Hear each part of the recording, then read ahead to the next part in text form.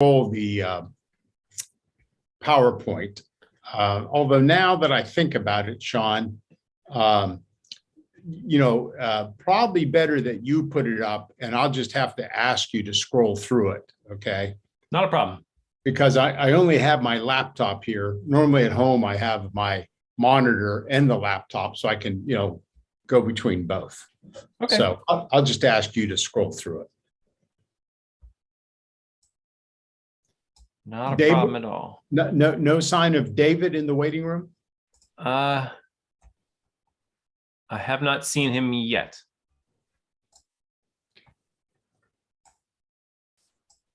Could it be one of the other iPhones or maybe iPhone 640, iPhone 813. I think one of them is Cheryl and Dan Vaughn.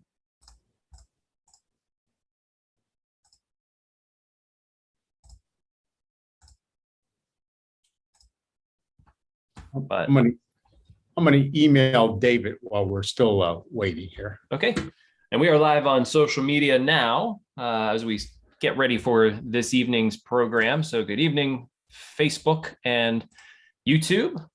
Welcome to Veterans Breakfast Club Greatest Generation Live for Tuesday, February 22nd. And we'll be getting started with the program here very shortly. Make sure that we are indeed on. We are.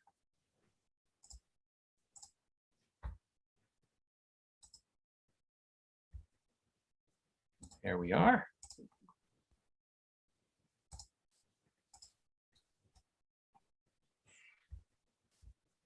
There we are. Okay.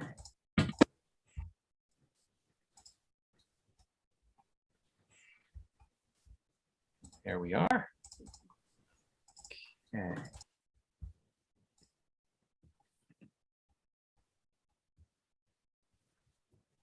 About 1 minute until we go live. So if Dave, it's David that you're waiting for. Yeah. Okay. If he's in our waiting room, he'll pop in, and if not, we'll move forward with Steve here, and hopefully David will be joining us shortly. Yeah, Steve, I think you and I can make it up if for some reason David's not able to make it. I'll try. I know I got on about 20 minutes ago, but I didn't press the button that said attach the video. Maybe he's having the same difficulty or same problem. All right, I'm going to start the music and we'll let everybody in.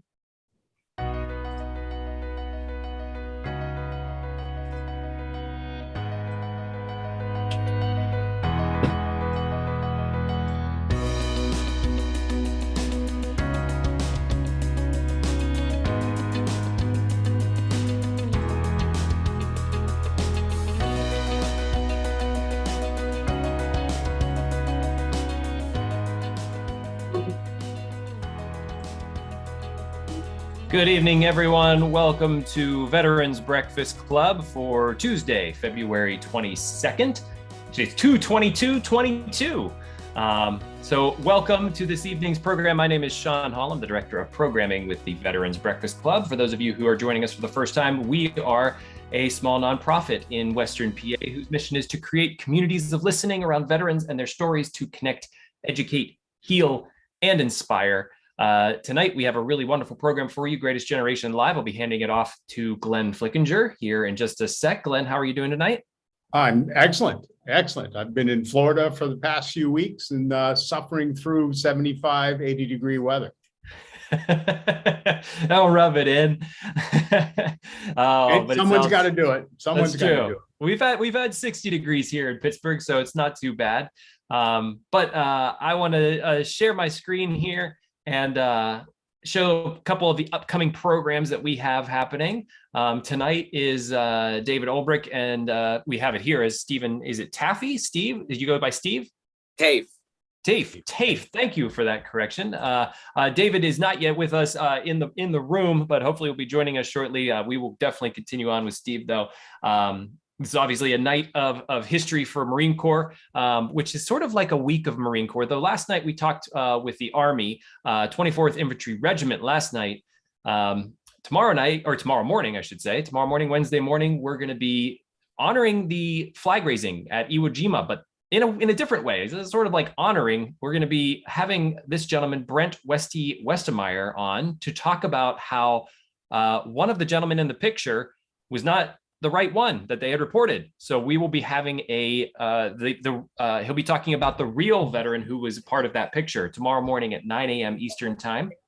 Next Monday, we'll be continuing honoring Black History Month by having members of Mu Beta Phi, a military fraternity, come on and talk about their service. I believe all of them are post 9/11 veterans, all Army and one Navy. So they'll be coming on to talk about their service and talk about Mu Beta Phi and all the incredible work that they've been up to. I recently did a Scuttlebutt episode with Mu Beta Phi, their founder and their communications director. Had a really great conversation with them. So if you're interested, check out the Scuttlebutt. And also, next Wednesday morning is the day of Julia Parsons' 101st birthday. We are accepting birthday cards. You can send them to Todd. You can get that address if you just Google Veterans Breakfast Club in Pittsburgh. There's an address, 200 Magnolia Place, that you can send a birthday card for Julia to. Excited to be celebrating that. Also, there was a Scuttlebutt released this week. If you've heard of the Stephen A. Cohen Military Family Clinics, we had a couple of their representatives on to talk about the clinics. There are, I believe, 19 of them across the country. And they talked a lot about how they treat, who they treat, how you're able to get involved if you need to. It was a really great conversation. You can check out the Scuttlebutt on our YouTube channel, or just go to veteransbreakfastclub.org. And thank you, as always, to our sponsors with VBC, both tobacco-free Adagio Health. If you are looking to quit, visit tobaccofree.adagiohealth.com to find out more. And DND Auto Salvage. They are a Pittsburgh auto salvage, been around forever. And you can visit them at dndautosalvage.com. But without further ado, I want to hand it off here to Glenn. Glenn, take it away. Thank you so much for being here. Okay, Sean, thanks very much. Thanks for the introduction. And it's a thrill to be back on. It seems like a long time since I've hosted a show. I hosted one in March with Scott Masters, who I see is in the room. Great program about the Merchant Marine. And we had Sir Max Hastings on the show as well. So first time I've ever met and talked to a knight, Knight. So anyway, we're thrilled tonight with a little bit of a different kind of a program. Excuse any background noise. I'm out on a veranda, which is the only place I can be. I think that was a P-51 flying over in our honor. You didn't tell me there was going to be a flyover. Yeah, I didn't know it either. You know? But we're really thrilled to have, I hope, two prominent military historians on tonight. And it's all about commanding the Marine Corps. Who were the senior commanders of the Marine Corps during World War II? What role did they play? Who were they? A lot of these names, a lot of people who know a lot about military history may not recognize, or if they do recognize them, they don't know the background behind them. So our first guest, which I know is on, is Steve Taaffe. Steve, say hello, please. Hello. Okay. And if that name sounds familiar, we had Steve on last fall, September, October, I think. Yes. And his book at that time was that we reviewed and went through and had a discussion was called Marshall and His Generals. Is that right, Steve? That's right. And that was all about the senior commanders of the U.S. Army during World War II, both the European and the Pacific theater. Tell us a little bit more about that book, Steve. Well, that was, I wanted to figure out who were the high-ranking commanders at the Corps and Field Army and Army Group level. And I looked at both the Pacific and the European campaign, and I tried to figure out who they were and why Marshall picked those particular guys, and then see how well they performed and whether Marshall made good selections or not. And I concluded that pretty much he did. Exactly. And we sort of played a little bit of rate your general Right. with the audience. And I think in that case, a lot of the U.S. Army senior generals were, well-known names: Eisenhower, Bradley, Patton, Marshall himself, of course, but even some of the other field army commanders, were known names: Simpson, et cetera. So, but at that time, Steve told us about another book that he was finishing and about to be published, and that's this book, Commanding the Marine Corps. So tell us a little bit about this book, Steve, and why you chose to write this one. Well, it occurred to me that, of course, the most famous photograph of World War II is the one on Iwo Jima, the Marines raising the flag. And part of that is because the Marines deserve the credit for that, but also part of that is because they have such a wonderful public relations machine. But I realized that even though that's the most famous Marine battle ever, if you ask somebody who was the commander for the Marines at Iwo Jima, most people didn't have a clue. And in fact, I recognized the name, but I didn't really know much about the guy who commanded the Marines there. And I'm supposed to be an expert. So I thought that might be an interesting topic to look at, not just the commander at Iwo Jima, but for all the high-ranking Marine commanders in World War II. Because most people might be familiar with MacArthur and Patton and Bradley, but if you ask them to name just one Marine Corps general during World War II, I think even people who know a lot about World War II would have a hard time naming more than one. Yeah. I think there's 16 or 17 generals that you cover in your book, Steve. Yeah, about that many. And that's from the division level up. In your Marshall book, it was from the corps level up. Right. So this included the 6 Marine Corps divisions, 2 amphibious corps. And I can tell you, when I saw that list of names, I recognized 6 or 7, but only a couple could I tell you anything of any detail about. Vandergrift, obviously, because of Guadalcanal, right? Holcomb was a name I knew, but couldn't have told you 2 sentences about him. I'm the same way. Right. So our second guest tonight is David Ulbrich. And if you would put up his book for a second there, Sean. And unfortunately, something has gone amiss with David joining us. I even tried his cell phone there just as we were coming on air, Steve, and no answer on his cell. So I'm not sure if we got our dates mixed up. I don't think so, but certainly hope nothing has happened with David. So this is the book that Professor Ulbrich wrote. And I got to this in reading Steve's book.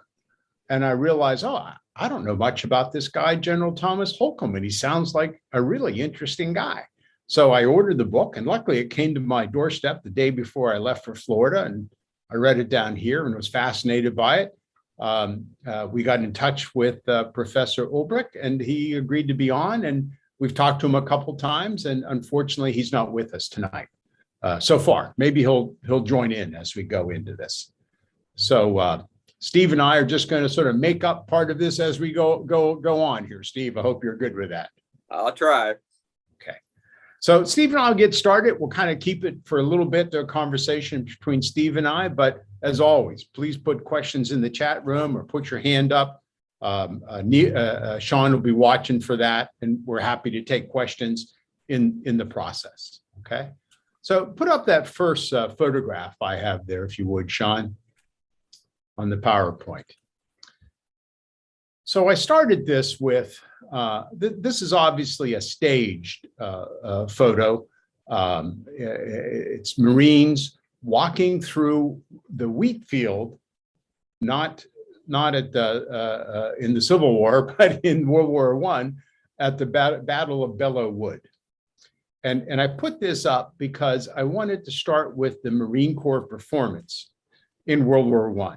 What they did, how they were organized, and who commanded them, right? So without being too unfair to Steve, because this was supposed to be David's question, tell us a little bit about the Marine Corps in World War I, Steve. What did they do? How'd they come out of the conflict? What was their reputation? Yeah, well, the Marines, they've been around for a long time. They've been in the Revolutionary War, and then they were disbanded and reestablished, I think it's 1798. And they set up a Marine Corps mostly because the British had one. And they figured since the British had one, we needed one. And the Marines, they served throughout the 1800s, mostly on ship and guarding Navy, naval yards. But after the Civil War, all the jobs that they had done for the Navy were obsolete. They didn't need guys in the rigging anymore. They didn't need guys to maintain shipboard discipline like they used to. So a betting person after the Civil War would have said that the Marine Corps was obsolete and would go away. But in the late 1800s, a Marine commandant named Haywood, he helped rejuvenate the Corps. And one of the things that really helped the Marines is they got credit for winning the skirmish at the beginning of the Spanish-American War at Guantanamo Bay. And it wasn't that big of a battle, but since it occurred early on, it got a disproportionate amount of press. And that put the Marines on the map. And they played up this image of them as an elite group. And the image made the reality. So indeed, the Marines' reputation began to increase. So by World War I, they did have this reputation. And the reality was they were an elite corps for the American military. And during World War I, they fought in France, but they fought with the army. And they had the strong-arm Pershing to accept them. And when he finally did agree to use them, they put them, I think the Marines had 2 brigades were in France, and they fought most famously at Belle Wood. But the problem the Marines had is that in World War I in France, they didn't do anything that the Army wasn't already doing. They fought as ground forces, and they fought bravely, but so did the Army. So at the end of the war, a lot of people ask the obvious question, what do you need 2 armies for? Why does the United States in an era of tight military budgets need basically 2 armies?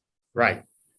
And but one point I wanted to make about that picture of the Marines walking through the wheat at Belle Wood is that the commander of the battalion that led that charge through the woods, and it was more or less a suicide charge, stand up and walk through the wheat field as the machine gun shot you down sort of thing, was one, I think at that time, Lieutenant Colonel Thomas Holcomb, who came out of the war with a sterling reputation as a courageous, brave fighter, an intelligent fighter, and set himself up for a very bright future in the Marine Corps, right? The other thing I would say about the Marines coming out of World War I is they expanded to about 72,000 Marines. That was from 12 or 14,000 before the war, expanded to 72,000. But then immediately after the war, as Steve says, budget pressures, not just in the Marines, but with all military, forced them back down to 12, 14,000 total force again, right?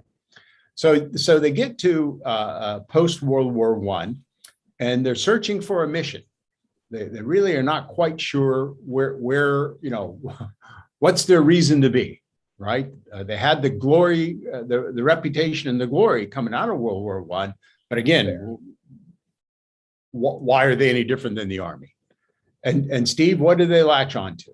Well, they latch on to amphibious warfare. And they'd already thought about that even before World War I, because the Navy had put pressure on them to do more to seize bases if the Navy ever had to go to war. But they hit on amphibious warfare. And it was a big challenge because a lot of military experts had concluded that you couldn't do amphibious warfare anymore.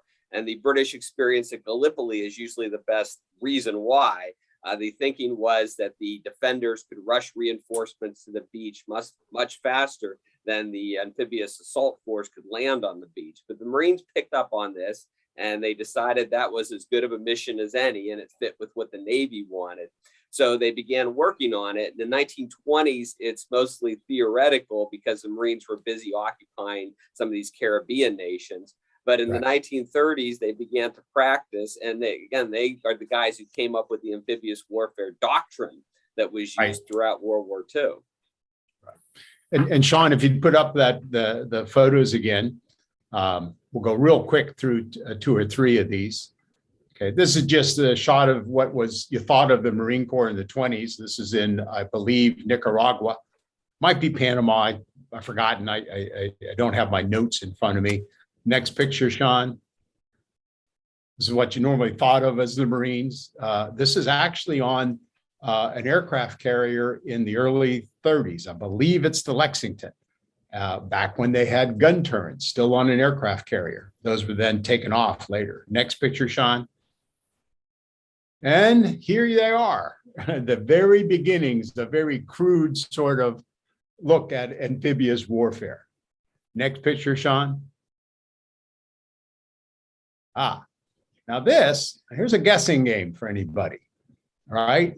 Obviously, they have the World War II helmets on, right? What year do you think this picture was taken in? Anybody want to guess? Steve, you can't. That's not fair. Brad, who is a Marine, and I've learned not to call him a former Marine. He almost broke my finger when I called him that.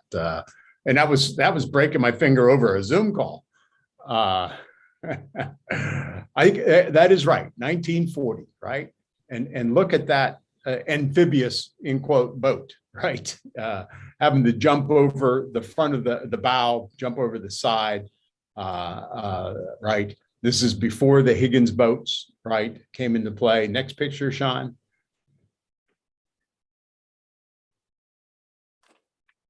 This is one Victor Krulak becomes General Victor Krulak in the 1940s after the war. I don't think he makes general. No, he does not make general during the war.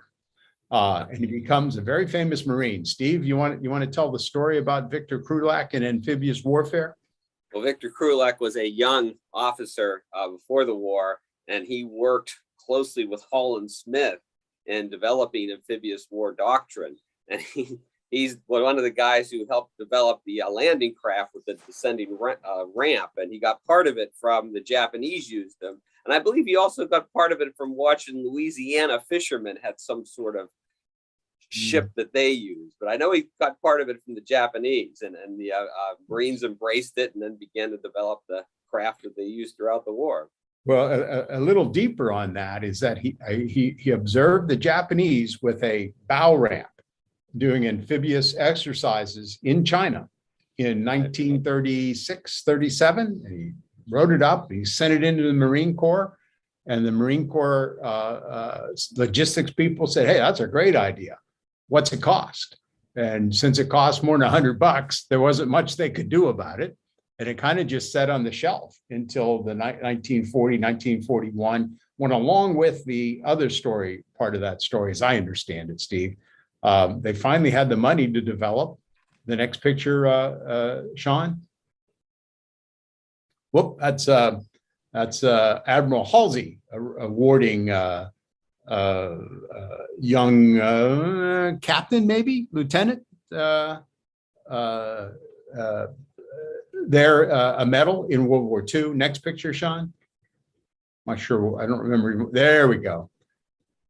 And finally, by 1942-ish, the front bow ramps, the famous look of a Higgins boat, and there were many variations on it, comes about, right? The Marines at Guadalcanal did not have Higgins boats, right? Luckily, it was unopposed landing at Guadalcanal. And then the next picture. And the Marines also developed these amphibious alligator things. Was there another name for that, Steve? I've forgotten. LVTs. LVTs, right? This is, as you can see, is kind of an earlier version of one. And this is something the Army never latched onto for Europe. Is there a story behind that, Steve? Yeah. During the war, there was a number of Army commanders who fought in both the Pacific and Europe. And one of them was a guy named Corlett, who he commanded a division in the Pacific, the 7th Division in the Marshall Islands. And then he did such a good job, Marshall elevated him to Corps Command and sent him to England to lead the 19th Corps for the invasion of France. And when Corlett got over to Europe and met with Eisenhower and saw what was going on, he concluded that the Army in Europe was about 6 months behind what the Army and the Marines were doing in the Pacific. And he told Eisenhower and Eisenhower's chief of staff, Beadle Smith, that there are some things they needed to change. They needed to use more ammunition. They needed to come up with more specialized landing craft. And Eisenhower and his guys just dismissed them. But it turns out he was probably right. Although, as David Ulbrich pointed out, I'm not sure whether some of these specialized amphibious craft could have handled the choppy waters in the English Channel. But certainly the guys in Europe were behind the guys in the Pacific in terms of doctrine and technology and that sort of thing. Yeah, and the other part of this is, of course, the British came up with all sorts of variations. Right. And we Americans had the, very much the not made here syndrome and rejected all of those variations. And some of them were used by the British to great effect in their landing beaches. So, okay, next one, Sean. So let's stop right here. And before we go into, this is General Holcomb. Any questions, Sean, that you see in the chat room or that anybody has about the Marine Corps pre-World War II that we could answer, that Dr. Taaffe could answer? I don't see anything. Just Ben was commenting. Let's see here. Bill Boswell, Marines did the Macon Island raid in 1942. FDR's son, Major James Roosevelt, was a key figure. Right.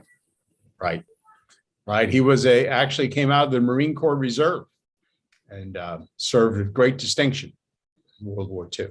I'd also like to recognize, I saw an email just before we came online, and I'm sorry I didn't look earlier at my emails, my Veterans Breakfast Club emails. Is there a Bob McGowan on the call right now? Yes. Yeah, it's me. Hi, Bob. Hi, Glenn.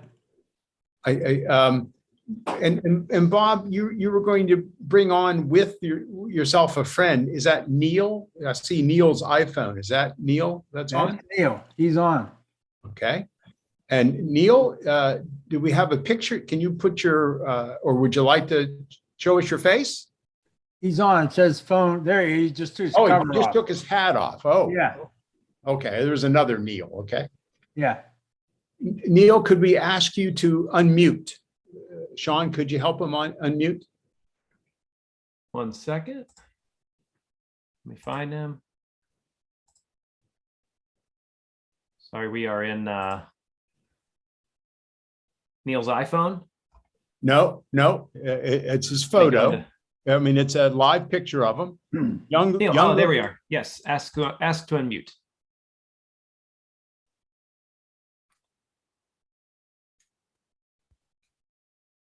Did you get the request there, Neil? It should have popped up on your screen.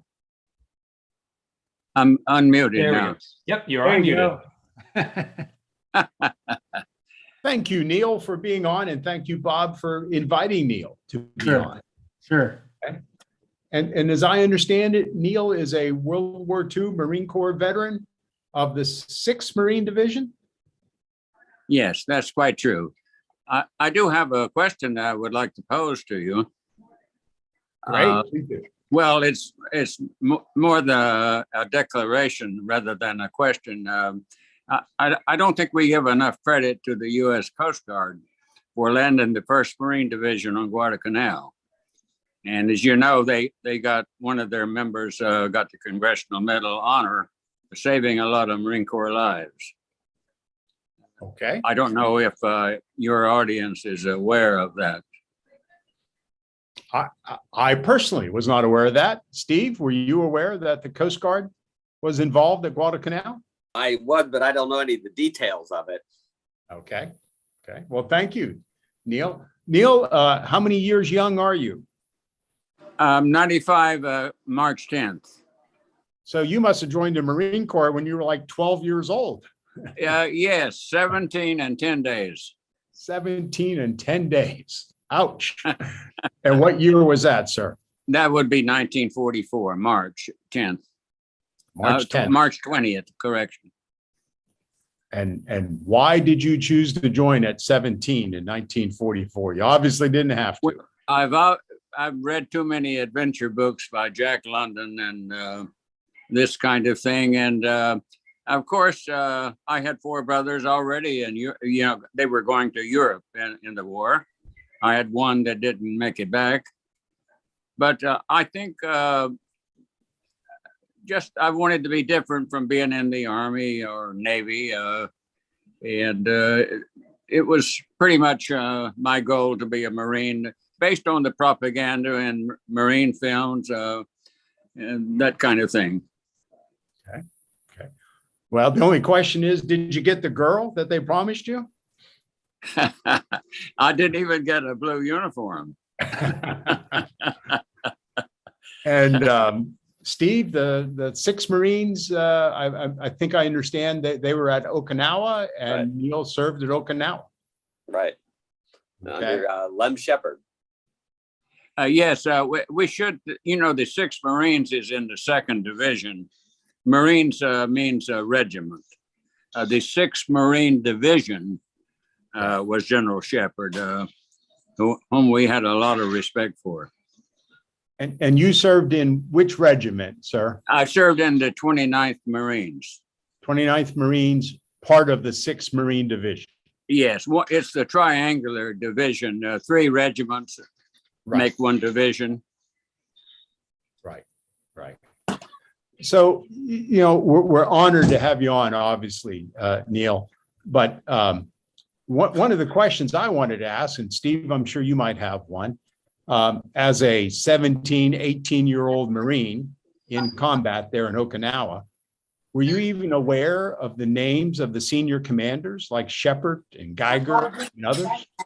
Yes, of course. I've seen them through inspections and walking through company streets. I've saluted General Shepard's car many times. He's the only one that really had an automobile on Guadalcanal. That's where we trained. We trained there for 7 months, and it was quite arduous training. And we trained using very little water to do like 20-mile marches. It's altogether different today. They do it the other way. You drink the water up first. So Steve, any questions you have, Steve? I remember talking to a guy who served in Okinawa. He was a Marine, and I asked him how often was he scared. He said the whole 6 weeks he was there. He said it was the most terrifying experience of his life. Yes, I was there 49 days in combat. I got wounded at Sugarloaf Hill, and I was evacuated. And to Guam, I got my first airplane ride. And from there, I went to San Francisco and to USNH Hospital in Portsmouth, Virginia. So I got to see a lot of my country going back and forth. Very enlightening to me for someone from the middle part of North Carolina. Well, please, we ask you if you just stay on the program, and a little bit later, we'd like to have you back on and ask you a few more questions. At the very end of this, we get to Okinawa. Now, it's not our purpose today to discuss the Battle of Okinawa or the battle of any of these where these senior commanders served. It's more to understand what the senior commanders did. We're fortunate enough to still have veterans like you with us, that we get to understand your perspective as a very young Marine.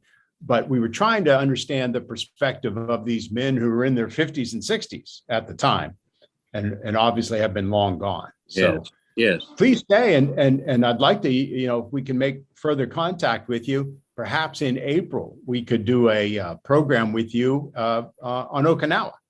I'd be delighted. I don't mind talking about. I didn't do a great deal, but what I did do, I'm very proud of it and honored to have been able to do it. As you should.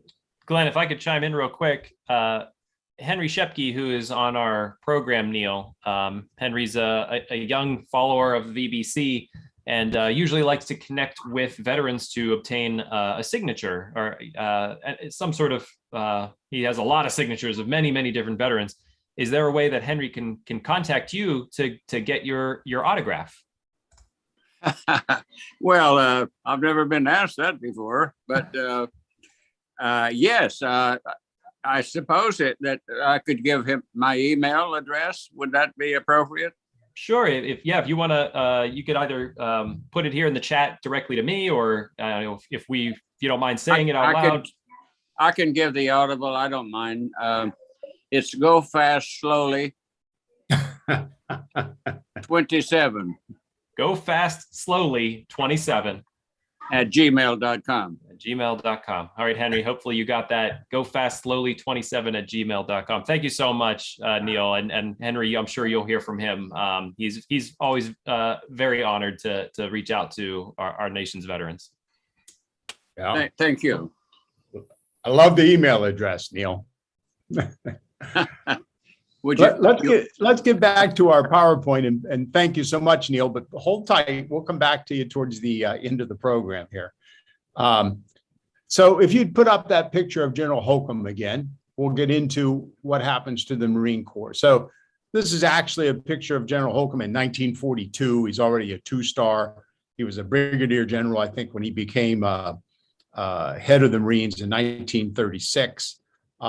Like Marshall, he was appointed head of the Marines, the Marine Corps Commandant, over half a dozen other more senior level officers, much to the other officers' chagrin. And Steve, he goes on to play, obviously, a key role in building the Marines up to the World War II levels. But to what extent can we view him like we view Marshall? Is he the Marshall of the Marine Corps? Oh, he's absolutely critical to the war. And indeed, he does remind me a lot of Marshall. He was as self-disciplined as Marshall was. He understood the importance of personnel like Marshall did. He understood how to navigate military bureaucracy as well as Marshall did. It might be an exaggeration, but he's kind of a Marshall light, just operating with a smaller force during World War II. In fact, there's a letter I found from Marshall to Holcomb, in which Marshall gave him some advice about how he needed to pace himself and get 8 hours of sleep a night. And it was stuff that Holcomb was already doing anyway. Right. So very distinguished man with Marshall-like characteristics. 1936, the Marine Corps is still only 14,000 strong. I think I remember reading, Steve, maybe 1,200 or so officer level men, and even just a handful of generals. I looked it up. I think at 41, there were 13 Marine generals and 70 colonels. Yeah. So very small, very elite force. And I think, did I see David Ulbrich, Professor Ulbrich, chime in here? Are you there, David? David Yes, did just sir. come into the room. Yes. Yes. Welcome. You have my sincerest apologies for being late. I apologize profusely. Please forgive me. You forgiven very quickly. Steve, you forgive him?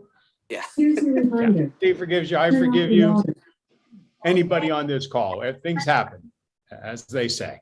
So we're just pleased to meet you. You missed the glowing introduction I made and talked about your book. We just got up to 1936, 1940. General Holcomb becoming the commandant in 1936. And David, I'll start with the next question with you. Normally it's a 4-year term, but in 1940 he's reappointed. Even though he's at that point, I think about 60-ish or so, 61 maybe. How was it that he was reappointed? Who reappointed him? He was, of course, reappointed by Franklin Roosevelt with the support of Harold Stark, who was the chief of naval operations. And Holcomb was reappointed in part because it was obvious that there was a storm brewing in Europe and the Pacific, and he had developed that close friendship with Franklin Delano Roosevelt dating back to World War I, and right. Roosevelt had this uncanny ability to be able to appoint the right people at the right place at the right time. So Holcomb was seen as a very steady hand at the till. He had shepherded the Marine Corps through those years of famine. And then, beginning in roughly 1940, he begins to see more and more money and more resources. So he was the right man for the job. He had the right connections. He had cultivated relationships with Congress. For example, Chairman Carl Vinson of the Naval Affairs Committee and the ranking Republican named Melvin Moss. So he had cultivated the right people, and really at that point there really wasn't any other viable choice in 1940 to take on the future challenges. Right. Again, very much like Marshall in so many ways, right? Right man at the right time. FDR recognizes these people. That perhaps one of his greatest strengths was, as you said, finding these men, all men that could serve in these positions. So when did the Marine Corps begin to expand in numbers? The Army obviously in 1940 nationalizes the National Guard, et cetera. The draft is passed in September of 1940. Do I have that right? I think. And begins to expand. When did the Marine Corps begin to expand beyond 12, 14,000 men? All right, so if the Marines in 1940, 41 were running about 25,000 by that time, so they're slowly expanding. When Pearl Harbor occurs, the Marines are sitting around 60,000 officers and men, give or take. So they're beginning to slowly expand. The draft was sort of a blessing and a curse for the U.S. Marine Corps because the draft would have helped the Army. The Army would accept anyone in the draft, let's say, and the Marines had these higher standards, physical standards. And so the Marines worked it out with the Navy in the draft that one Marine out of every 20 naval draftees, or one person out of 20 naval draftees would become a Marine, let's say. But then the Marines at the local recruiting stations made friends with the local draft boards, and they basically set it up so that the draft boards would look for the most physically capable young men and kind of push them towards that 1 out of 20. So they tried to get the cream of the crop. But really the money starts flowing in 1941. And then after Pearl Harbor, it's off to the races. Do we know of the eventual Marine Corps of what, 500,000 men and women, a few women by that time? What percentage were drafted versus volunteered? I'm sorry to put you on the spot because I don't think that's a question I had posed before. Not as many as you might think were drafted because a lot would have volunteered. I don't have the precise numbers, but the number that sticks in my mind is 70,000. The Marines, in order to try to identify the most physically capable young men, Caucasian men, really, the Marines would reach out to the local high schools, and they would identify, say, a 17-year-old who's a good football player. The Marine recruiters would go to the principal and then go to the parents and have the parents sign off that the young 16 or 17-year-old could join the Marine Corps Reserve. And as soon as that young man turned 18, he would be brought to active duty. So the Marines generated 70,000. And at most, I think the Marines were sitting about 585,000 in 1945. So that's a very significant number to have 70,000 coming into the Marines. These techniques, though, the Marines under Holcomb and under Lejeune and others, the Marines had honed these sort of techniques on identifying and recruiting what they deemed to be, good Marine material. Interesting, very interesting. Steve, any comment on any of that?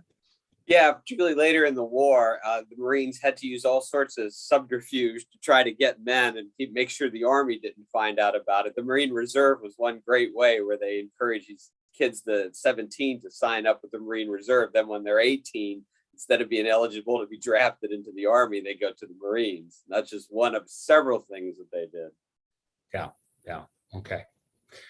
So if we could have the PowerPoint back up, Sean, I'll lead you to a picture I'd like to discuss with the professors.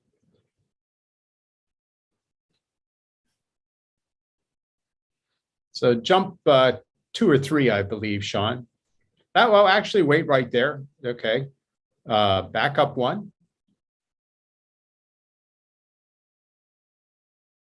Sorry, I'm doing this. Let's see here. There we go. There you go. I just was fascinated by this picture. It's in Professor Ulbrich's book. And it's because of the senior commander standing there. The fellow with the binoculars is someone I've been fascinated with, and there's very little written about him. That's Secretary of the Navy Frank Knox, right? But to his right is Theodore Roosevelt Jr., who I identified immediately when I saw this picture because he's another one of my favorite Army generals of the war. And I'm like, why is he standing there with Holcomb and the other general is Holland Smith, Howlin Mad Smith? And the answer, David, is what? What are they doing here?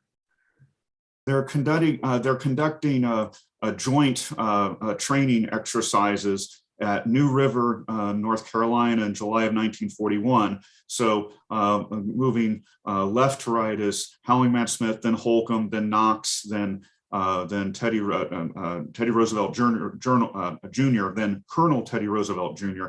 And the 1st Infantry Division, the 1st Marine Division are conducting joint exercises. They're using the Higgins boats now, but they don't have the bow ramps. And this was an effort to bring at least some Army units, in this case, the 1st Infantry Division, up to speed on amphibious assault techniques and so on. And was there ever the possibility that the Marines, in the 1st Marine Division in particular, training with the 1st U.S. Army Division, would have been assigned to the Mediterranean or European theater early in the war rather than to the Pacific? Now, the short version is no. The Navy got the Pacific and the Army got control of Europe and the Mediterranean. Of course, the Pacific also included the force of nature, Douglas MacArthur. But I think it was a trade-off. I would be interested in hearing what Steve thinks on that. Yeah, well, you're right, but keep in mind that the Marines were the guys who occupied Iceland, and at one point there was talk of using the Marines against, say, some of those Vichy French islands in the Caribbean. But you're right. Ultimately, the Navy and the Marines realized that they're a lot safer being used in the Pacific under the Navy's authority than being used in Europe under the Army's authority, where they just get swallowed up and used as run-of-the-mill infantry like they were used in World War I. Exactly. I think they wanted to avoid a repeat of World War I, where they served under Army command for the most part. So, yeah. Next picture, Sean. And so the war begins in the Pacific, and the 1st Marines end up in the South Pacific. And this is their commander, Steve. Who is this? That would be Vandegrift, who was in many respects Holcomb's right-hand man and protege. And because he was so tight professionally and personally with Holcomb, he ended up getting command of the plum job of the 1st Marine Division I forget what month it was. And he's going to be the guy who's sent to the South Pacific to organize the 1st Marine Division there and lead them there. And he thought he had plenty of time before he had to commit it to action, but he soon found out he had 6 weeks before he had to take them to Guadalcanal. And he knew nothing about Guadalcanal. I'd never heard of the place until he got the order to attack it. And to call it a division. Yeah, it's a stretch. Yeah, I mean, even in that picture at New River, I think there was only 2 regiments, not 3. They were even under strength, as I recall, David. So, a lot of these Marines, the privates that served, had only been in the Marines a few months themselves. right? So it was, as the Navy and the Marines came to call Guadalcanal, not Operation Watchtower, it was Operation Shoestring. And one of the Marine officers who were there actually dubbed it the first Maroon Division. The first Maroon Division. And you're right, it ends up being 18,000 officers and men, which is it's a division, an augmented division, but they pulled together anybody they could find. A defense battalion was attached to the division to handle anti-aircraft and coastal defense once they land on the island of Guadalcanal. And after they've captured Tulagi and then moved the Marines up in Tulagi back onto the main, the larger island of Guadalcanal. In fact, I think they had to take a regiment from the 2nd Marine Division and attach it to the 1st, bring it up to par. Right. The next picture, Sean. I'm sorry, David, I stepped on you. What were you going to say? Oh, no, I was just going to say, but on the other hand, when you think that this is August and they're making the plans in July of 1942, that's just what, seven months into the war, 8 months into the war, which is actually quite impressive that the United States, given the lack of preparedness overall, was able to position and place 18,000 men on the other side of the world. Yeah. And the man behind all of this was not General Holcomb. It was Admiral of the Navy, Ernst King, who really pushed very hard for this operation, right? And that's a point. This is a picture of General Holcomb on I believe it's an October 42 visit to Guadalcanal. So he flies halfway around the world at a rather advanced age. And in the back seat is Vandergrift, I think in the middle, right? And the point I kind of wanted to make here was Holcomb was really a hands-on sort of guy, right? He didn't want to have to sit back in DC and just push paper. He wanted to be up front. But on the other hand, the senior Marine, the commandant and the other senior Marine commanders, unlike the Navy and the Army, they didn't get much input at the strategic level as to where they were going to go and what they were going to do. They were just told, there's that island, go take it. Do I have that right, Steve and David? Yeah. They didn't have any representation on the Joint Chiefs of Staff. And even in the Pacific itself, there were staffers on Nimitz's staff, but the Navy, you're right, pretty much said, here's the island, go after it. Whereas, say, MacArthur had a lot more leeway on how he did his operations. The Joint Chiefs tended to circumscribe the Central Pacific more. Right. So next picture, Sean, please. So I wanted to get into some of the other senior Marines. Everybody, I think pretty much everybody knows Vandergrift, right? Famous, earns the Medal of Honor, becomes the Marine Corps Commandant, which we'll cover in a couple of minutes. Next picture, Sean. This is a picture of the Cactus Air Force. And they're commanded by, next picture, Sean. Well, sorry, back up, Sean. My apologies.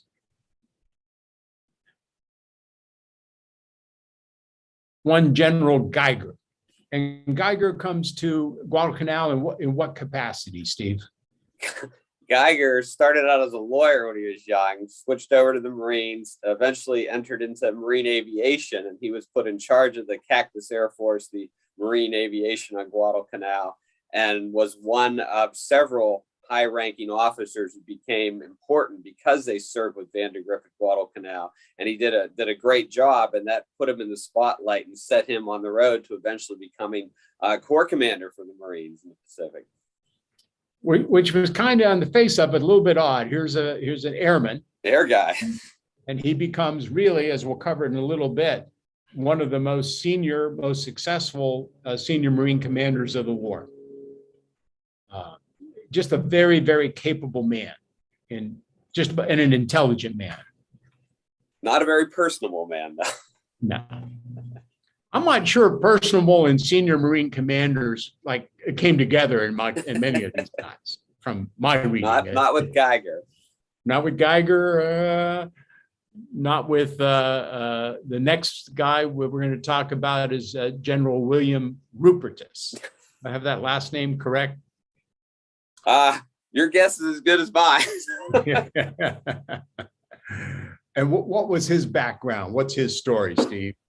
He got his start. He graduated from what eventually became the Coast Guard Academy. He found himself in the Marines. And when he was in China in the 1930s, his wife and I think it's 2 of his children or 3 of his children all died of scarlet fever. And some people said that scarred him. And he was tight with Vandergrift. He was the assistant commander of the 1st Marine Division, did a good job seizing those little islands offshore. And like Geiger, by being at Guadalcanal with Vandergrift, that put him on the map. And he's eventually going to become the commander of the 1st Marine Division. He led it at Cape Gloucester. And then, more tragically, he led it at Peleliu, where the division almost got chewed up and rubbed down to a nub. And there's a bit of a controversy about his command of the division at Peleliu. What's that all about?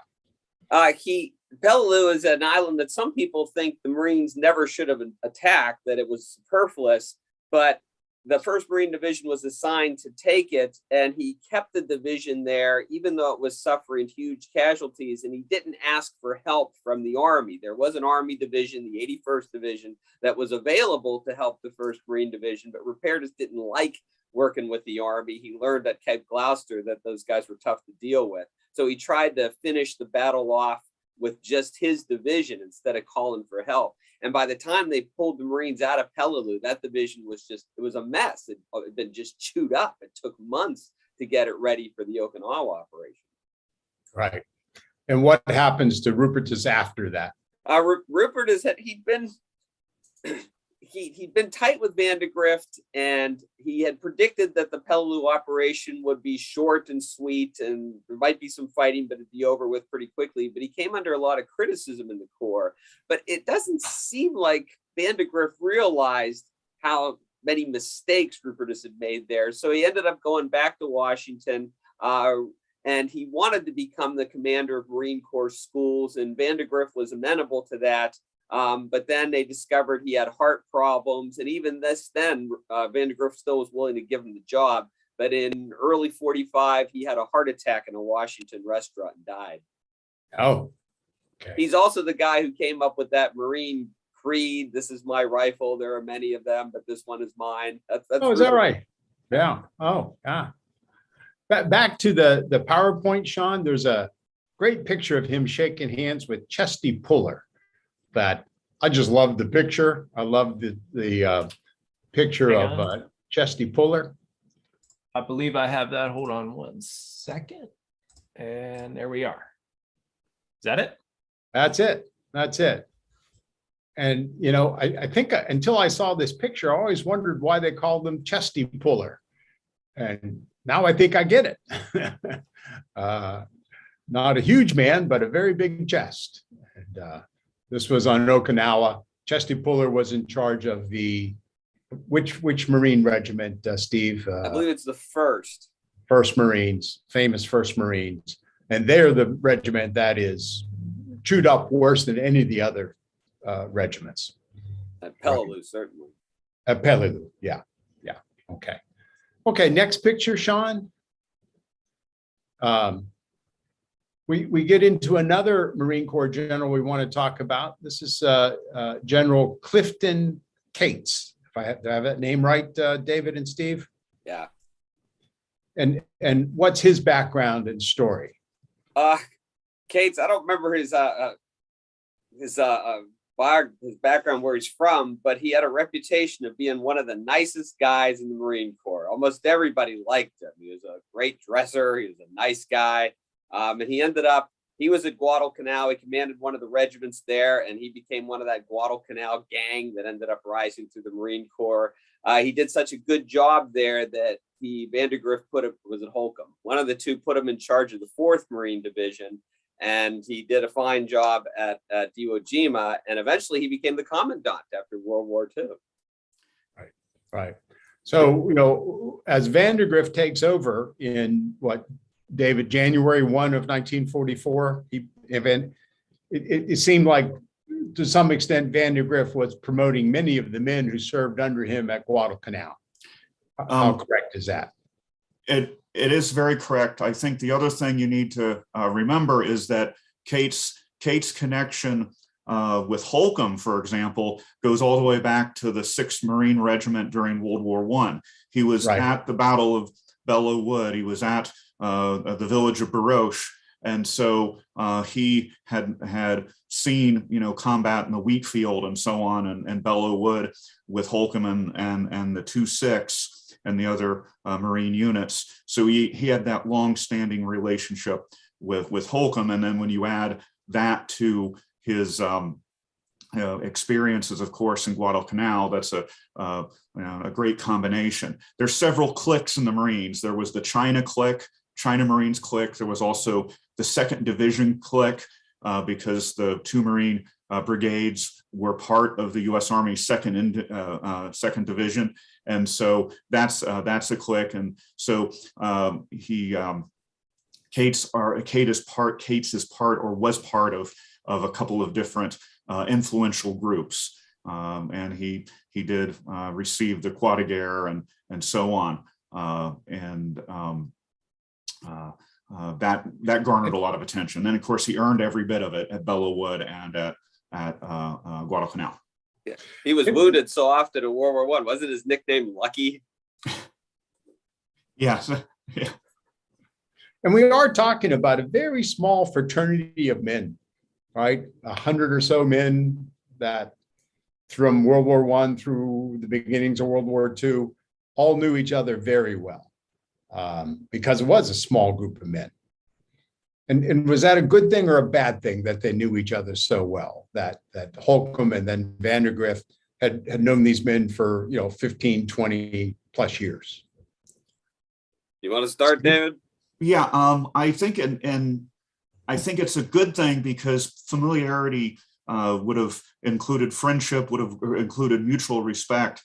I think one of the things, though, that always impressed me about Commandant Thomas Holcomb was that he was willing to replace or relieve or pass over even some of his friends. There's General Vogel, who he passes over. Vogel ends up being Fleet Marine Force Pacific, but he gets passed over for division and or corps command. There's a fellow named Philip Torrey, who was, if memory serves, I think he was one of the First Marine Division. Yeah, 1st Marine Division, and he's deemed not capable of commanding the 1st Marine Division, which allows Vandergrift in. And so this is, when Holcomb becomes Brigadier General in 1935, and then 2 years later he becomes Commandant, or a year and a half later, he's one of only about 9 generals in the entire Marine Corps. So it's close, it's a very close-knit group. So Holcomb would have known the strengths and weaknesses of his peers and his immediate subordinates, and he also had the guts to relieve people or to replace people or to pass over people who were not equipped for given tasks. Go ahead, Steve. Yeah, but the downside to it is these guys knew each other so well that oftentimes they weren't like Holcomb. They were reluctant to speak on the record against each other. So what they would often do is, on the record, they would praise the guys working for him, but then in private letters to Holcomb and later Vandergrift, they would damn these guys.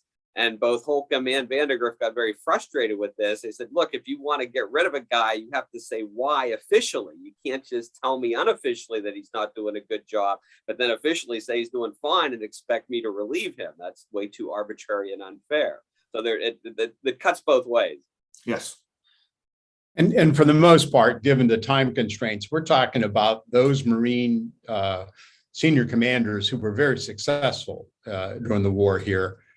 There's a few names we're not going to get into where they were relieved or they were not. They were proved incompetent and taken out of combat positions and put into, non-combat administrative positions.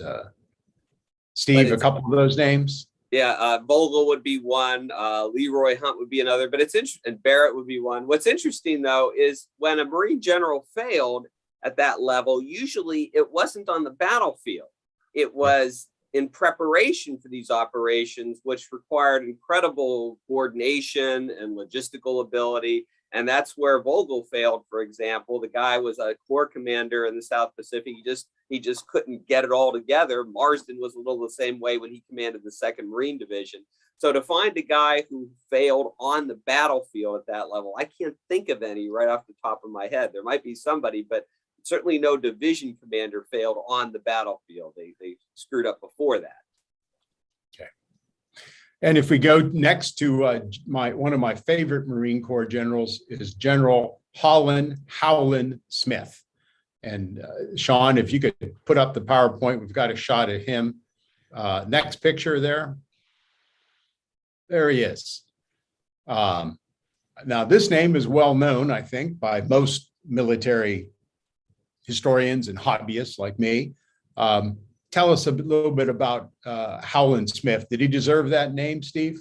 No, the name the press gave him during the war was Howlin Mad, but his real nickname was Poke. He was Alabama born. He'd gotten a law degree, didn't like law, like Geiger had gotten a law degree, entered the Marines, and he's one of the brains behind the Marines' transformation into an amphibious force. And he ended up commanding the Marines in the Central Pacific, the 5th Amphibious Corps commander. And he had a frustrating war in that for most of the time, he was an administrator and trainer. He only really got to lead troops in combat once, and that would be on Saipan in 1944, which was very controversial. And I might talk about that later. Right. Well, in fact, let's just jump right into that, David or Steve. What happens on Saipan that is so controversial? You want to tackle that one, David? Oh, that I'm going to defer to you, Steve. Saipan was Howlin Smith's first opportunity to actually lead men into battle.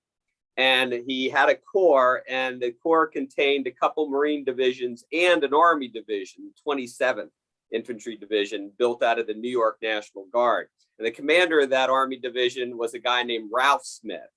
And at this battle, Howlin Smith decided that Ralph Smith was not fighting effectively enough. So he relieved Ralph Smith of his command. And that really angered the Army. He didn't think that it was right for a Marine general to fire an Army general. And there's plenty of blame to go around. Both Howlin Smith and Ralph Smith made mistakes, but it created a big brouhaha. In fact, they called it the Smith versus Smith controversy. It was such a big brouhaha, it actually got into the newspapers. And in fact, at the end of it, even though Ernest King and George Marshall, they just wanted the whole thing to go away, Marshall did tell King, from now on, it's probably not a good idea to have Marines commanding large Army units. And for the rest of the war, Marines didn't command Army units except under some very exceptional cases. Yeah. And what happens to Howlin Smith because of that controversy? He's kicked upstairs. He eventually ends up being the Pacific Fleet Marine Force commander. By the end of the war, he's just mentally exhausted and spent. And he's eventually, Vandergrift sends him back stateside. And after the war, he wrote a very controversial and bitter book about his experiences during the war, taking the Army and the Navy to task for decisions that they made. And David, at this point in the war now, Saipan going into Iwo Jima, Okinawa, what's the structure of the Marine Corps? What's the Fleet Marines referred to? How many divisions were there? How difficult was it for them to keep the manpower levels up at this point? By that time, we have 2 corps, and each corps would have had 2 or 3 divisions, I'm thinking. Steve may have the precise numbers, but they're alternating these divisions in action. So the first Marine Division's at Guadalcanal, and then it has some time off before it goes back into combat. The second, the third, and then you have the fourth and fifth and sixth division that are sort of rotating in and out, sort of every other or every third major amphibious assault. So you do have six divisions. Of course, one of the things that the Army likes to, legitimately likes to remind Marines of is the fact that what did MacArthur have? 16 divisions, 15 divisions in his own right. So the Marines were compact compared to the Army, even in the Pacific. If you think of it this way, you have about as many Marines in the entire Pacific theater as you had soldiers hitting the beach on D-Day, June 6, 1944.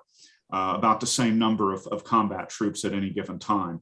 And yeah, there's always the challenge of trying to rotate rotate Marines in and out. You have regiments that are chewed up. Chesty Puller's regiment was chewed up on Peleliu, and it was, at least 50% casualties, combat ineffective, and they had to be replaced. That becomes a manpower issue, personnel issue, a logistical issue that sometimes some of the Marine combat commanders just weren't fitted well to be able to organize and manage.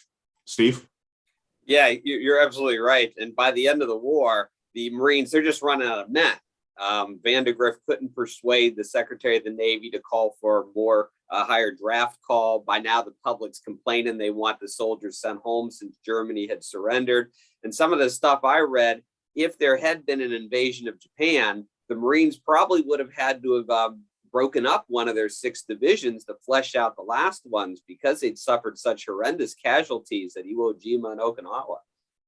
Right. What struck me, Steve, a little bit like your book and like the situation with the U.S. Army in Europe. If I get these numbers about right, 575,000 Marines in 1945, 6 fully fitted out, fully manned Marine divisions can't add up to more than 100,000 frontline soldiers. Do I have that math right? I think it's at the peak, the Marines had a little under 500,000 men. If you put it all together, it comes to over 500,000. But I think at their peak, they had 460,000. I might be wrong with the numbers there. David?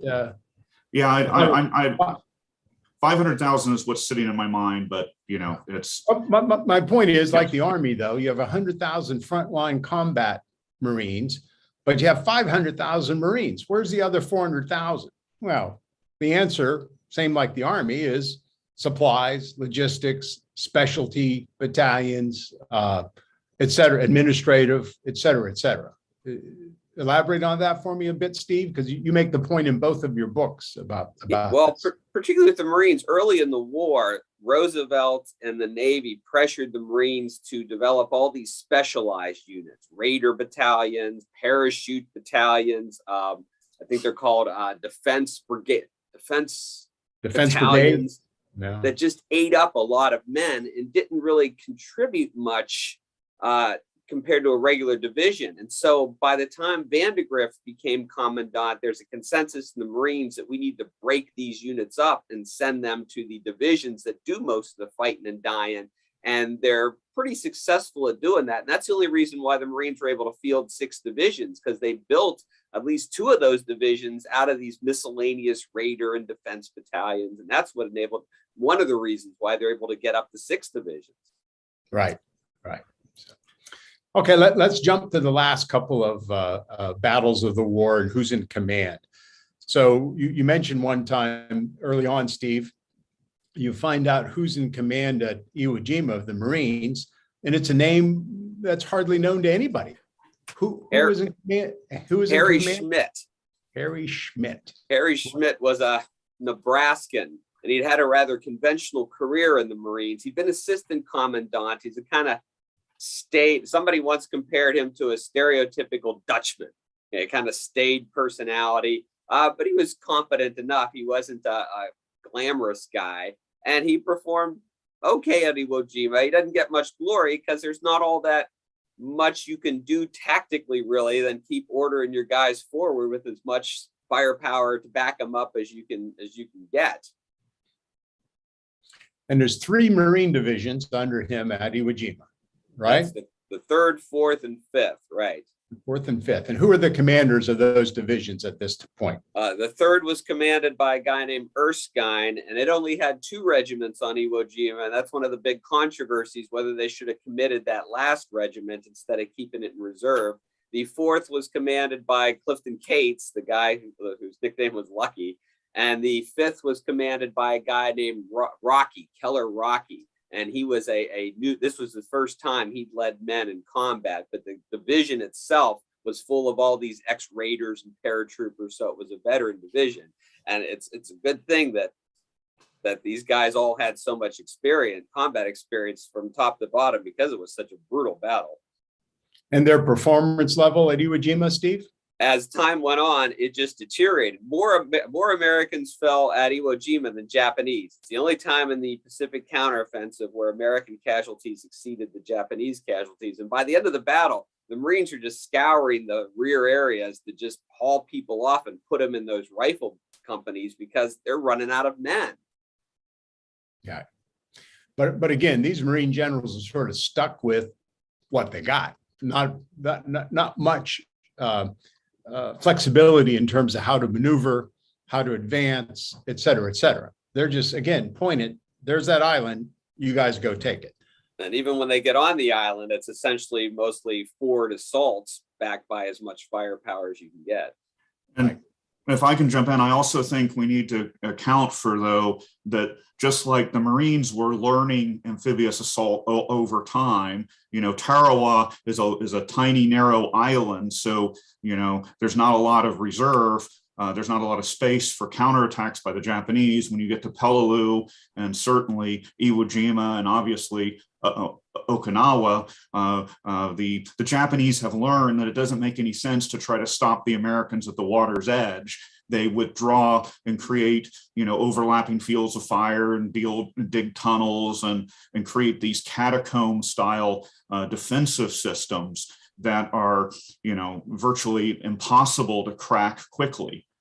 So the Japanese have their own learning curve, and as the war progresses, the Japanese become more and more fatalistic, more and more fanatical, and they want to sell their lives as dearly as possible. How do you defeat someone like that without losing a lot of men on your own?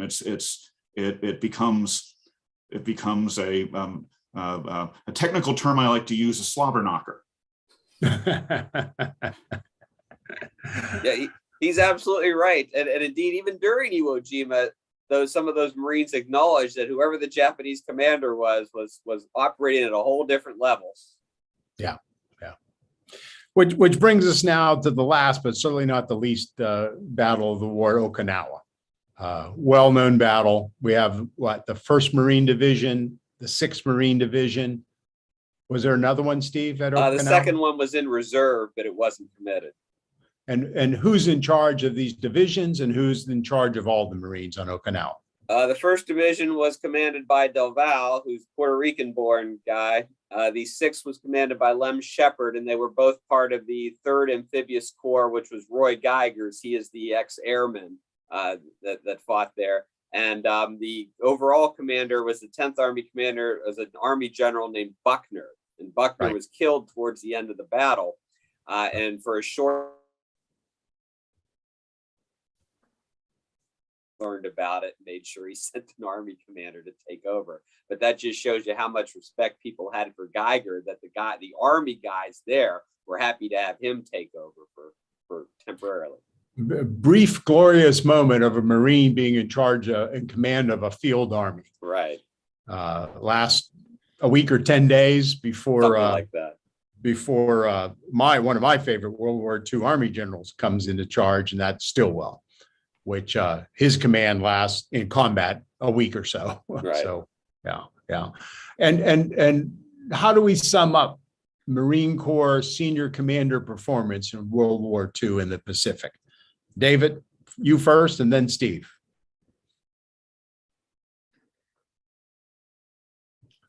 David, are you there? He looks frozen. to me. Steve, can you hear us? I can hear you. Okay, It looks let's like ask. Dave. Yeah, Dave. It looks like he is frozen. I'll put him in the waiting room and pull him back in and see if that'll unfreeze him. Oh, there he is.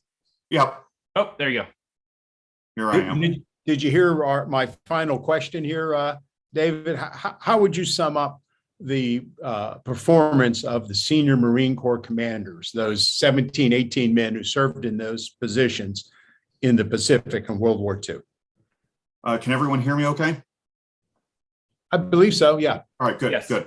Anyway, I think that they were pragmatic and they provided overall very solid leadership. As Steve points out, you don't have, the division commanders relieved during the relieved for incompetence or anything during the middle of battles and so on. I think you also had a lot of the Marine generals.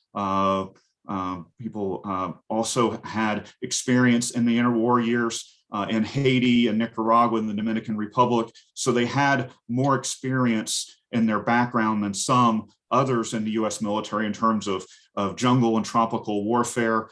And so I think they were pragmatic. And, as I think Steve has already said, Roy Geiger was just really extraordinary. For my money, if the timing had been just slightly different, 6 months later, 6 months earlier, a year later, I think that Geiger could have made, a solid commandant of the Marine Corps. Vandegrift was the heir apparent, certainly, but Geiger was right there in terms of competence. And as for Howling Mad Smith, he was a great sort of field commander. He should have and was out there in the Pacific. He should have been out there arguing with Richmond, Kelly, terrible Turner all the time. He had the right personality to go head to head with Turner. So there you have it. And Steve, your thoughts? I agree with everything David said. The other thing I'd emphasize is these guys were consistently aggressive and competent. If you're going to make one criticism of them, I think it would be that they didn't understand the Army as well as they should. The Army was a different force, but if you're going to work with the Army, you got to understand who you're working with. And they didn't always understand. But I think David's right on target there. They did a good job. Okay. Well, listen, thank you two very much. But we've got 10, 12 minutes left. Let's see if we can generate some questions from our audience, particularly our Marines that are on the broadcast. Any Before questions? we get to the Marines, Henry Shepke chimed in, said, Steve, who is your favorite Marine general of World War II? I think instead of favorite would be interesting. I think both Holland Smith and Roy Geiger were interesting guys. I would say those two. David? Well, it's got to be Thomas Holcomb. I lived with the guy in my head for 17 years from a master's thesis through my first book. So it's got to be Tommy Holcomb. Anything else, Sean, in the chat room? One more, L. John Grogan, I hope I'm pronouncing that correctly, said, what is their legacy, the generals? That's a good question. Certainly, the guys at Guadalcanal, they're going to be the guys who led the Marines after the war. And they're going to do all they can to keep the Marines relevant, particularly when right after the war, there's talk of military unification and then the shuffle. It's possible the Marines might have lost their existence. So I think their big contribution after the war, which is always a challenge the Marines had faced, was staying relevant. And they stayed relevant enough that they played a big role in Korea, a big role in Vietnam, and they're still around today. I agree with Steve. I used to think that it was all amphibious warfare all the time, but as I've studied the Marine Corps more and kind of stepped back, I think the Marines have really sort of three strands of DNA, if you will, three genetic operational strands. One is, of course, amphibious operations, but they spend a lot of time in Latin America, so that's counterinsurgency, and they spend they spend a lot of time and a lot of blood as the Second Land Army in World War I. in Korea and in Vietnam. So I think that what ends up happening with the World War II generation of people like, Lem Shepard that comes out of World War II, of course, Cates, Gerald Thomas, and a variety of others. Eventually, Henry Shoup ends up becoming commandant. He was at Tarawa. They do learn to adapt to the needs, to the operational needs of the United States military. And just like you have in World War I, the Marines are going to be part of whatever's happening. If it's insurgency, if it's land operations, if it's amphibious operations, the Marines are going to raise their hand and say, hey, pick us, we're ready. I see Brad has his hand up. Brad Washbaugh, you have a thought or a comment or a question? Yeah, I think Dave just said it as he was talking. I was going to bring out the point that the Marine Corps fights on several fronts, and we've talked about the wartime front quite a bit. But we saw General Krulak, known as Brute Krulak, who, his book First to Fight, really details the fight that he had to go through to keep the Marine Corps in existence. And what Dave talked about was the Marine Corps is under. It always is evolving, and I think that's the key to its relevancy and its survival for the competition for resources. And it does take some mavericks, it does take some visionaries along the way in the form of these generals that not only come up with the ideas but have the ability to put it into action and to prove it in combat. So, I think what we saw was a mixture of generals, of thinkers and doers and leaders that really stepped up to respond to the need and to evolve and to fight a very difficult war. Amphibious warfare is difficult right from the beginning, from planning to execution. So no small feat, mistakes are made, but the Marine Corps evolved to stay relevant all through the war. And thanks to Steve and Dave for the excellent presentation and discussion tonight. It's very well done. I appreciate that. Thank you. Thank you, Brad. I tell you what would be interesting to get into, but we don't have time tonight. In Vietnam, right? The senior Army commanders in Vietnam were very successful junior commanders in World War II. Westmoreland, Abrams, many other names that just don't pop into my head at the moment, right? It'd be interesting to understand which junior Marine commanders in World War II rise to prominence in Vietnam. I'm sure that's a pretty good number of them, and would be interesting to understand their performance in Vietnam. Steve, there's a book for you. That's your next book, Steve. Well, I know there was one guy named Cushman who was played a big role in Vietnam. He'd been a junior officer in World War II, and he has some interesting experiences in Vietnam. Yeah. I did Krulak, but Krulak was at a much, much more senior level. Right. He wasn't a ground commander, right? Right. So, okay. Well, let me ask, is Neil still with us? Is he still on the call? Sean, can you see his? He is. Yes, I'll ask him to unmute. Okay. How about now? Yep, we can hear you. Excellent. I thought this was an excellent presentation that you put on this evening. And of course, there were some omissions. There's so many topics, you can't cover them all. But I thought we could have covered a little bit more about the selection of General Buckner for the 10th Army Command. Steve, you know much about that? Buckner was odd in that he had no combat experience, yet he was put in charge of a field army in 44 when there were plenty of guys around who could have, with combat experience, who could have filled that role.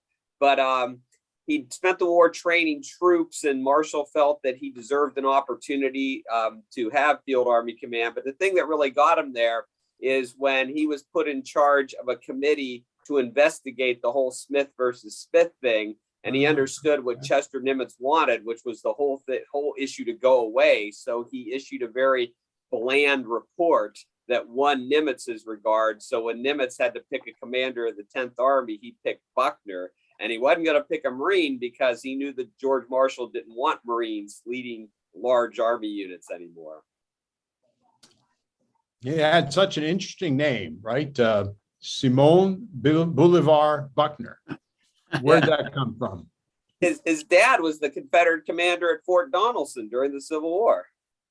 Correct. Interesting. And one of the division commanders on Okinawa is Pedro De Vallee. Is that De Vallee. the name? All right. And interesting, I was fascinated. I never read about him. I think he was the regimental artillery commander on Guadalcanal. Right. Is that right? Yeah. Yes.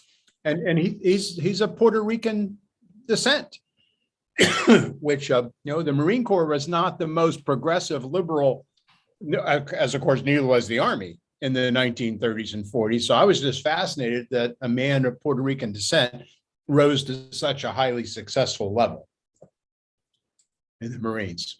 Steve, any thoughts there? Well, generally speaking, and of course, setting aside the institutionalized sexism and racism of the Marines, once you got in, you're in. They don't care how you get there, how you're commissioned an officer, but once you're there, you become a Marine. So nothing else really matters. Yeah. Okay. Well, Neil, again, thank you very much for being on. Bob, thank you for inviting him on. And Neil, I guarantee you, I'm going to be in touch with you via email, and would love to get you on our program maybe in April. We'll put a program together about Okinawa with you as the Central Force. Yes, I've enjoyed this. This is new to me, and this is very interesting and very educational for everyone. Yeah, and I can see Scott Masters over there nodding his head, waiting to get to Neil as well. Is that right, Scott? Yeah, I've already sent him an email, and I've been chatting with Bob a little bit already. Wow. It's not fair, Scott. You're ahead of me already. I was busy doing the program. Hey, Glenn, Brad here. Yes, we Brad. have John Morgan with us tonight. As you know, his grandfather, the Medal of Honor recipient, World War II B-17 pilot. He's with us tonight. John, I'm very, very sorry. It slipped my mind. The sun is getting to me down here in Florida. Just too much of it. I'm not used to this much sun up in Pittsburgh. John, just please be recognized. You're a Marine, and your grandfather, I know, was a B-17 pilot, or what was his role? He was a co-pilot. Co-pilot. There you are. Okay. Thank you. If anybody, just a quick reference, if anybody's ever seen 12 O'Clock High, the movie, Bishop at the very beginning of the movie, who receives the Medal of Honor, that's his Bishop is portraying, the character is portraying my grandfather's story. Really? Now I am a 12 O'Clock High aficionado, and I did not know that. So he was part of which bombardment group? He was part of the 8th Air Force. Is that what you're asking? The group that he was in was, because the book is modeled after a specific group as well. I think it's the 100th bombardment group, if memory serves me right. But I guess I'm embarrassed to say that I don't know. I was just always just said the 8th Air Force. Yeah. Well, and then Brad, I know, introduced us via email a couple of weeks ago, and I guarantee I'll be in touch with you here in the next week or so. As I get back to cloudy, gloomy Pittsburgh, I don't have anything else to do except work. Yeah, I live in Buffalo, New York sometimes, and I joined the Marine Corps out of Fort Myers, Florida. So I'm quite well aware of the Florida sun. No, Pittsburghers have no place to complain when it comes to Buffalo. I visited Buffalo one weekend. It snowed 3 feet and I had to stay 3 days. So I've been pretty fortunate. Like, I'm in North Carolina right now. My wife had to go back up north to work, and so I missed it. Yeah. I see that Well, Connor listen. has a question, right? Well, I don't know that we have just the fifth really quickly, Connor. I'd like to wrap this up by asking the professors what they're working on. So very quickly, Connor, what can we do for you? Well, first of all, I'd like to thank Steve and Dave for this wonderful presentation. I think it's important to remember the sacrifices that the veterans made especially the performances of the generals, of the Marine generals, not only just Marine generals, especially Army generals, Navy admirals who had made history in World War II. So I think it's extremely important. And I thank you, Neil, for what you've done for this country. And I'm looking forward to speak to you pretty soon. Neil, you're going to be a busy guy here now that you've put your face on our screen. I owe all this to Bob. You know, his father and I were in the same regiment. We didn't know one another, but we were in the same battle, the same engagement, and evacuated about the same time. So we have a lot in common. Well, thank you very much for your time. Just let me wrap this up with asking, well, first thanking Steve and David, our two professors of military history. Thank you for being on the program. Thank you for writing your books. And tell us, what are you working on next? What's your next book, Steve, David? You want to go first, David? I'm finishing. I have a co-edited book coming out in August, based on a military history conference that I attended in Singapore about 2 years ago, and it's called "From the Far East to the Asia Pacific," and it's really about the Pacific Rim. So Australia and Japan and Thailand and Vietnam and those places from 1900 to 1954. So I contributed one chapter, and then I helped to co-edit the book. So that's my my next book coming out. And now I'm a department chair, so I'm mostly a college administrator. So I don't think I'm going to be writing very many more books, at least not until I can get back to the classroom full time. Sort of like the Marine administrators versus the Marine combatants. You need to get there back. You go. There you go. And Steve? Well, I'm not working on anything right now. I'm just looking around. But I appreciate you all having me on. Steve, I'm still telling you, those admirals from World War II are waiting for you to dig into them, Steve. Sounds complicated. Oh, it's complicated, but fascinating. Okay, I think we're done here, Sean. I want to thank everybody for being on and contributing. And I hope we had an informative, valuable program for everybody. Thank you, everyone. We will see you all tomorrow morning, 9 a.m. Eastern time. Todd will be back talking about the flag raising in Iwo Jima. Have a great night, and we'll talk to you all soon.